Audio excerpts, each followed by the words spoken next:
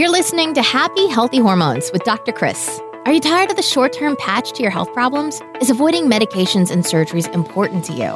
If you answered yes, then your prayers have been answered. Dr. Chris has been helping people transform their health for over a decade. He's a world-renowned health expert who specializes in holistic health. He's a professional speaker, chiropractor, and international best-selling author. It's his mission to help you reach your full God-given potential through holistic health and healing. Get ready to be inspired and transformed. Here's your host, Dr. Chris.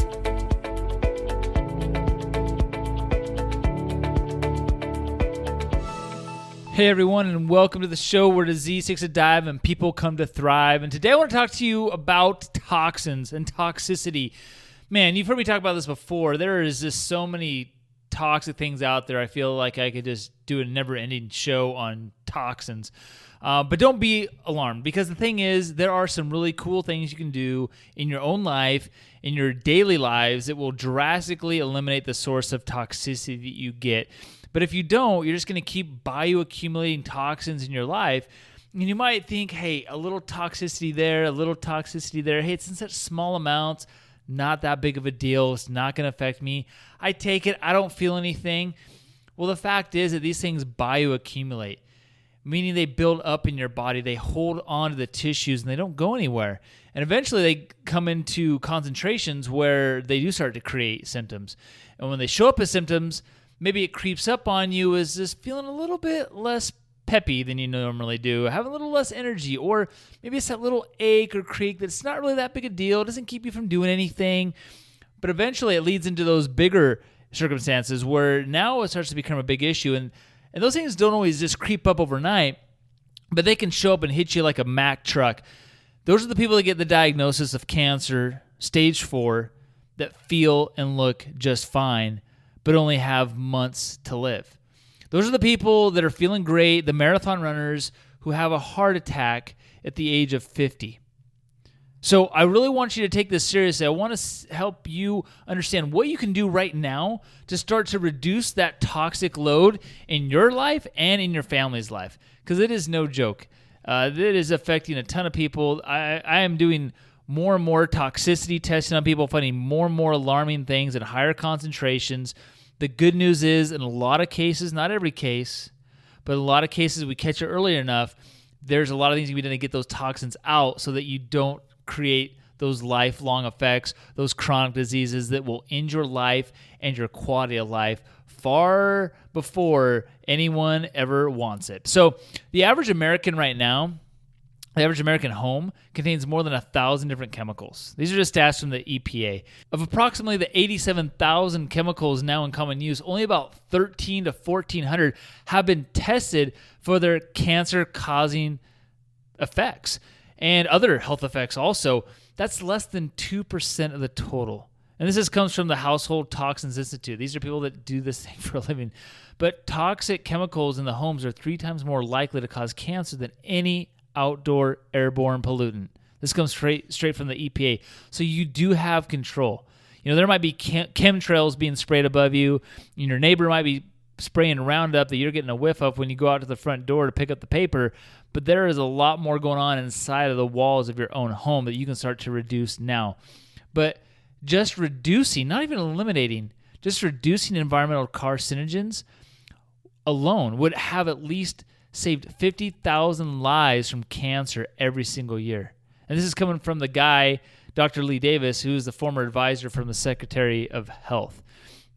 And over 150 chemicals commonly found in the homes are linked to things like allergies, birth defects, other cancers, physiological abnormalities. The list can go on. So we all have a bucket. It's called a toxicity bucket. It's called ourselves. All right. When your body is no longer able to adapt, the toxins overflow. When the toxins overflow from vaccines, medications, bad foods, daily personal products we have, that's when the symptoms start to show up. So the symptoms from that bucket, when they start to overflow, might be things like headaches or brain fog, things like blood pressure, dizziness, fatigue. But the later phases, tinnitus, hypersensitivity to pain, like quote unquote fibromyalgia, right? Smells, and vision and sound, sensitivity to those things. And then the later phases of those toxicity problems, organ failure, Alzheimer's, dementia, cancer. So we often wait until the bucket is overflowing, aka we start to have symptoms, aka crisis mode, till we start to do something about it. But at that point, it's pretty tough. We want to learn how to slow down that process. We don't want to just start to feed ourselves out of a fire hose. No, we want to take sips, right? Start to get ourselves healing, start to drain that bucket like it's supposed to be drained. Now, there are a lot of different toxins under your roof. I'm going to fly through these because I have a lot to get through. But just start to pick one or two of these that you can start to eliminate or replace today. Number one, household cleaners. Women who work at home actually have a 54% higher death rate from cancer than women who work outside of the home. It's all linked to the chemicals inside the products that you're using inside your home. Formaldehyde, a big one. Household cleaners, rug cleaners, wood polishers. There's petrochemicals and pet collars and air fresheners and laundry detergent. There's chlorine in our all-purpose cleaners in our water. There's benzenes in your polishers and your sealants. You see where I'm going with this? Now, the dry cleaners is another one. It's a chemical wash. So make sure you're staying away from those things, right? And if you are going to use dry cleaners, try to find the organic ones if you can, the green cleaner, so to speak. Number two, though, are rugs, carpets, and furniture. These things have dyes, off-gassing from the glues, formaldehydes. They have flame retardants. And so these are a tougher one to get these free of these other toxins. So this is probably one of the hardest ones. But if you can find a company that does natural dyes, it doesn't have harmful glues and use formaldehydes, especially ones that don't use flame retardants, especially in your bed, that is a big one for sure. Number three, water. Man, your tap water is the worst. It has chlorine in it. Depending on where you live, it might have fluoride in it. Has antibiotics and meds if you live in any water that reclaims water. Pesticides in it. Man, the list goes on. So make sure you're doing something to get clean water. High-grade filters. You get what you pay for. I'm not talking about just the Brita water filter. But, hey, if that's all you can do, at least it's something. But the fluoride and the chlorine competes with iodine. Now, this is key for your thyroid's function. So the disposal of toxic synthetic chemical products down the household drains and into public sewer systems is posing a huge challenge to the wastewater treatment industry. And they don't know what to do with it. So these things are just getting in and they're affecting your physiology. One of those big ones is your thyroid. I mean, how many people out there have thyroid issues? I see it all the time. Toxicity, number one cause. Number four, mold. So major neurotoxin, your central nervous system is the foundation to your life and the capacity for your body to heal and repair. It sometimes can be seen. Mold can sometimes be invisible. But the house humidity is key. Moisture in the home is going to equal mold. So if you've had a leak, whatever it is, make sure you address that. This is going to be more for the people that live in the more humid states, in the more humid areas of the country and the world. Up in the Northwest, you're not going to get that quite as much, but it can help. And especially over on the west side of the state versus the east side of the state, you're not going to get as much because it's more high desert. But don't be neglecting that mold can be a big factor in things. Number five, we look at pesticides. So pesticides sprayed around the house, but mostly in our foods, common source of headaches. A common source also, these pesticides, of GI and gut problems. But we consume millions of gallons in our food supply every single year. Number six, amalgam fillings. If you don't have these things out of your mouth, those shiny things in your mouth, get those out. But you got to go to someone that actually knows what they're doing. All the time, patients will say, "Oh yeah, my dentist said he'll take them out," but they're not doing the hoods, they're not doing the rubber dams, they're not doing the venting properly, and they're leaving still trace amounts of the amalgam filling, which has the mercury. So be aware of that. Then we look at number 7, which is Teflon pans. Now, this is getting phased out more and more, but I still see people using these, and they're probably going to be in a lot of people's cupboards for a long time if they're not getting educated.